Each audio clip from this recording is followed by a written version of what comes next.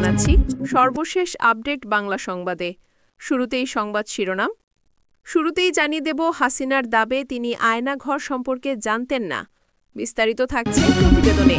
এদিকে বিএনপি ক্ষমতায় গেলে কাদিয়ানীদের বিষয়ে সংসদে আলোচনা করে সিদ্ধান্ত সালাউদ্দিনের।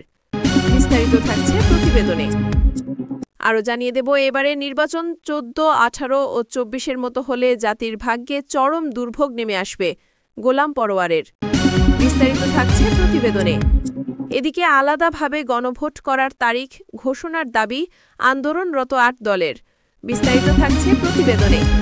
আরও জানিয়ে দেব নির্বাচনে 9 দিনের জন্য আইনশৃঙ্খলা বাহিনী মাঠে নামবে। বিস্তারিত থাকছে প্রতিবেদনে। এবং সর্বশেষ জানিয়ে দেব ভারতের দালালি করে 2টি দল আজ ধ্বংসের মুখে।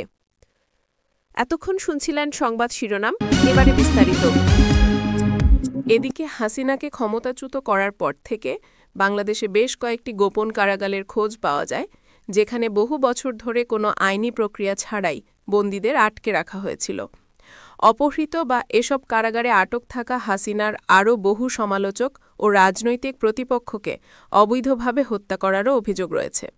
হাসিনার পতনের পর গোপন কারাগার থেকে মুক্ত হয়ে এসেছেন সাবেক ব্রিগেডিয়ার জেনারেল আবদুল্লাহিল আমান আজমি, সুপ্রিম কোর্টের আইনজীবী আহমেদ বিন কাসেম আরমান, রাজনীতিক মাইকেল চাকমা প্রমুখ। তবে গুম দশা থেকে ফেরা হয়নি বিএনপি নেতা ইলিয়াস আলী, চৌধুরী আলম, সাজিদুল ইসলাম সুমনের মতো নেতাদের। এসব ঘটনার দায় কার উপর বর্তায় জিজ্ঞেস করা হলে হাসিনা বিবিসির কাছে দাবি করেন তিনি এসব সম্পর্কে জানতেন না। গত বছরের জুলাইতে সরকারি চাকরিতে কোটা ব্যবস্থা সংস্কারের আন্দোলন শুরু করেন শিক্ষার্থীরা। প্রথমে এই আন্দোলন ছিল একেবারেই শান্তিপূর্ণ, কিন্তু আওয়ামী লীগ সরকার তার ছাত্র সংগঠন ছাত্রলীগকে শিক্ষার্থীদের দমনে মাঠে নামালে হিংসা শুরু হয়। এর মধ্যে আন্দোলনকারীদের তৎকালীন প্রধানমন্ত্রী হাসিনা রাজাকারের নাতিপুতি বলে কটূক্তি করলে শিক্ষার্থীরা ক্ষোভে ফেটে পড়েন। সারা দেশের বিশ্ববিদ্যালয়গুলো অগ্নিগর্ভ হলে আন্দোলন দমনে রাষ্ট্রযন্ত্রের সর্বশক্তি প্রয়োগ করে হাসিনার সরকার। একইভাবে লেলিয়ে দেওয়া হয় আওয়ামী লীগের সশস্ত্র ক্যাডারদের। তাদের উন্মত্ততায় রাজপথে বয়ে যায় রক্তের নদী। এক পর্যায়ে আন্দোলন রূপ নেয় সরকার পতনের এক দফা দাবিতে। তীব্র জনরোষের মুখে হাসিনা আর টিকতে পারেননি, পালিয়ে যান ভারতে। তার আগে পরে পালিয়ে যান আওয়ামী লীগের অনেক মন্ত্রী, এমপি ও নেতাকর্মী, এমনকি পুলিশ প্রশাসনের অনেক কর্মকর্তাও গা ঢাকা দেন। জাতিসংঘের মানবাধিকার বিষয়ক হাই কমিশনারের দপ্তরের তদন্ত প্রতিবেদন অনুসারে জুলাই আগস্টে অভ্যুত্থান চলাকালীন 1400-র বেশি মানুষ হত্যাকাণ্ডের শিকার হয়েছেন, যাদের বেশিরভাগে নিরাপত্তা বাহিনীর চালানো মারণ অস্ত্র ও শটগানের গুলিতে মারা গেছেন। হাজার হাজার ছাত্র জনতা গুরুতর আহত হয়েছেন, পঙ্গু হয়েছেন অনেকেই। অনেকের 2 চোখ, কারো কারো 1 চোখ অন্ধ হয়ে গেছে। 11,700-র বেশি মানুষকে র্যাব ও পুলিশ গ্রেফতার করেছে। এদিকে বিএনপি ক্ষমতায় গেলে কাদিয়ানীদের বিষয়ে সংসদে আলোচনা করে সিদ্ধান্ত সালাউদ্দিন। খতমে নবুয়তের আকিদার ওপর জোর দিয়ে বিএনপির জাতীয় স্থায়ী কমিটির সদস্য সালাউদ্দিন আহমদ বলেছেন, যারা রাসূলুল্লাহ সাল্লাল্লাহু আলাইহি সাল্লামের পক্ষে নয় তারা মুসলমান হতে পারে না। বিএনপি ক্ষমতায় এলে কাদিয়ানীদের বিষয়ে সংসদে আলোচনার মাধ্যমে প্রয়োজনীয় ব্যবস্থা নেওয়া হবে বলেও জানিয়েছেন তিনি। শনিবার 15 নভেম্বর রাজধানীর ঐতিহাসিক সোহরাওয়ার্দী উদ্যানে আন্তর্জাতিক খতমে নবুয়ত মহাসম্মেলনে বিশেষ অতিথির বক্তব্যে সালাউদ্দিন এসব কথা বলেন। তিনি বলেন, আমরা মুসলমান, আমরা লা ইলাহা ইল্লাল্লাহ মুহাম্মাদুর রাসূলুল্লাহতে বিশ্বাস করি। রাসূলুল্লাহ সাল্লাল্লাহু আলাইহি সাল্লাম বলে গিয়েছেন, আমি আখেরি নবী, আমার পরে কেউ রাসূল আসবেন না। যদি কেউ এর পরে কেউ দাবি করে থাকেন, নিজেকে নবী ঘোষণা করে থাকেন, তাহলে তিনি রাসূলুল্লাহ সাল্লাল্লাহু আলাইহি সাল্লামের এই বাণীর মধ্যে নেই। যারা রাসূলুল্লাহ সাল্লাল্লাহু আলাইহি সাল্লামের পক্ষে নয় তারা মুসলমান হতে পারে না। বিএনপি রাষ্ট্র ক্ষমতায় জেলে মহান আল্লাহর প্রতি আস্থা এবং বিশ্বাসকে বাংলাদেশের সংবিধানের প্রস্তাবনায় ও রাষ্ট্র পরিচালনার মূল নীতিতে পুনর্বহাল করা হবেও জানান সালাউদ্দিন আহমদ। বিএনপির এই নেতা বলেন, আমাদের নেতা শহীদ রাষ্ট্রপতি জিয়াউর রহমান বাংলাদেশের সংবিধানে প্রথমবারের মতো বিসমিল্লাহির রহমানির রাহিম সংযোজন করেছিলেন, যা এখনও বহাল আছে। কিন্তু যেটা বহাল নাই, রাষ্ট্র পরিচালনার মূল নীতি হিসেবে যেটা সংযোজন করেছিলেন শহীদ রাষ্ট্রপতি জিয়াউর রহমান, মহান আল্লাহর উপর আস্থা এবং বিশ্বাস সংবিধানের প্রস্তাবনায় ছিল এবং রাষ্ট্র পরিচালনার মূল নীতিতে ছিল, অনুচ্ছেদ 8-এর মধ্যে সেটা তুলে দেওয়া হয়েছে। আপনারা চান সেটা পুনর্বহাল হোক, ইনশাআল্লাহ সেটা আমরা পুনর্বহাল করব। এবারে নির্বাচন 14, 18 ও 24-এর মতো হলে জাতির ভাগ্যে চরম দুর্ভোগ নেমে আসবে। গোলাম পরোয়ার। বাংলাদেশ জামায়াতে ইসলামের সেক্রেটারি জেনারেল সাবেক এমপি মিয়া গোলাম পরোয়ার বলেছেন, এবারের নির্বাচন 14, 18 ও 24-এর মতো হলে জাতির ভাগ্যে চরম দুর্ভোগ নেমে আসবে। প্রশাসনের প্রতি আহ্বান জানিয়ে তিনি বলেন, আপনারা নিরপেক্ষ থাকুন, আগামী নির্বাচন স্বচ্ছ করুন, প্রত্যেক প্রার্থী যেন সমান সুযোগ পেয়ে নির্বাচনী কাজ করতে পারেন। অতীতে যারা কোনো বিশেষ দলের পক্ষে কাজ করেছেন, সেই ওসি, এসপিরা সব পালিয়ে গেছে, তারা এখন ট্রাইব্যুনালে হাজির।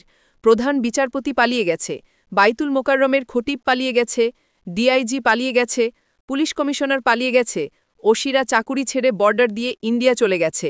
আপনাদের বিরুদ্ধেও যদি সেই অভিযোগ আসে, আপনারা কিন্তু পালানোর পথ পাবেন না। নির্বাচনকে কালো টাকার প্রভাবমুক্ত রাখার আহ্বান জানিয়ে মিয়া গোলাম পরোয়ার বলেন, যারা অতীতে ঘের দখল করেছে, মন্দির ভেঙেছে, এবার জনগণ তাদের প্রত্যাখ্যান করার ঘোষণা দিয়ে শান্তিতে থাকার জন্য দাঁড়িপাল্লায় ভোট দেওয়ার শপথ করেছে। কর্তৃত্ববাদী সরকারের কালো যুগ পেরিয়ে আমরা এখন এক নতুন বাংলাদেশের পথে। আমরা একটি নতুন বাংলাদেশ গড়তে চাই। 54 বছরে অনেক দল ও মার্কা দেখেছি, নৌকা, লাঙল, ধানের শীষ দেখেছি। প্রতিটি শাসনে দুর্নীতি হয়েছে, লুটপাট হয়েছে, ক্ষুধা, দারিদ্র্য, অন্ন, বস্ত্র, বাসস্থানের ব্যবস্থা হয়নি। সুতরাং মানবরচিত বিধান দিয়ে দেশ পরিচালিত হলে দেশে শান্তি আসতে পারে না, এটি প্রমাণিত। তাই আসুন আগামীতে কুরআনের রাষ্ট্র গড়ি। শনিবার 15 নভেম্বর সকাল 9:15টায় মোটরসাইকেল শোভাযাত্রার উদ্বোধনকালে খুলনার 0 পয়েন্টের পথসভায় প্রধান অতিথির বক্তৃতায় তিনি এসব কথা বলেন।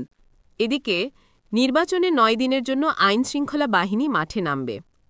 নির্বাচনের 5 দিন আগ থেকে আইনশৃঙ্খলা রক্ষাকারী বাহিনী মাঠে তৎপর থাকবে এবং বড় ধরনের কার্যক্রম চলবে বলে জানিয়েছেন স্বরাষ্ট্র উপদেষ্টা লেফটেন্যান্ট জেনারেল অবসরপ্রাপ্ত জাহাঙ্গীর আলম চৌধুরী। শনিবার দুপুর 2:30টার দিকে পটুয়াখালী সার্কিট হাউসের সামনে সাংবাদিকদের তিনি একথা জানান। নির্বাচনের আগে বিশেষ কোনো অভিযান পরিচালনা করা হবে কিনা সাংবাদিকদের এমন প্রশ্নের জবাবে স্বরাষ্ট্র উপদেষ্টা বলেন, নির্বাচনের 9 দিনের জন্য আইনশৃঙ্খলা রক্ষাকারী বাহিনী মাঠে নামবে। নির্বাচনের 5 দিন আগ থেকে এবং নির্বাচনের দিনসহ পরবর্তী আরও 3 দিন আইনশৃঙ্খলা রক্ষাকারী বাহিনী মাঠে থাকবে। ইলেকশনের আগের 5 দিন বড় ধরনের কার্যক্রম চলবে। আমাদের বর্তমানে সেনাবাহিনী মাঠে আছে 30,000, ওই সময় 1 লাখের মতো সেনাবাহিনী, 1,50,000 পুলিশ, 35,000-এর মতো বিজিবি, 5,000 নৌবাহিনী, 4,000 কোস্টগার্ড, 8,000 র্যাব এবং প্রায় 5.5 লাখ আনসার মাঠে থাকবে। তিনি আরও বলেন, নির্বাচনে নিরাপত্তা নিয়ে কোনো সন্দেহর সুযোগ নেই। নির্বাচন খুবই শান্তিপূর্ণভাবে অনুষ্ঠিত হবে। এরপর স্বরাষ্ট্র উপদেষ্টা পটুয়াখালী পুলিশ লাইন্স ও কোস্টগার্ড স্টেশন পরিদর্শন করার উদ্দেশ্যে রওনা দেন। এরপরে তিনি কুয়াকাটায় নৌ পুলিশ ও ট্যুরিস্ট পুলিশ ক্যাম্প পরিদর্শন করবেন। সেখানে রাত্রিযাপন শেষে আগামীকাল সকালে বরিশাল গিয়ে সেখান থেকে ঢাকার উদ্দেশ্যে রওনা হবেন। ভারতের দালালি করে 2টি দল আজ ধ্বংসের মুখে। বাংলাদেশ জামায়াতে ইসলামীর সহকারী সেক্রেটারি জেনারেল ও সিরাজগঞ্জ 4 উল্লাপাড়া আসনের জামাত মনোনীত সংসদ সদস্য প্রার্থী মাওলানা রফিকুল ইসলাম খান বলেছেন, ভারতের অতিরিক্ত দালালি যেসব দল করেছে তাদের এখন ভরাডুবি ঘটছে। স্বাধীনতার পর 54 বছরে এদেশ 3টি দল শাসন করেছেন।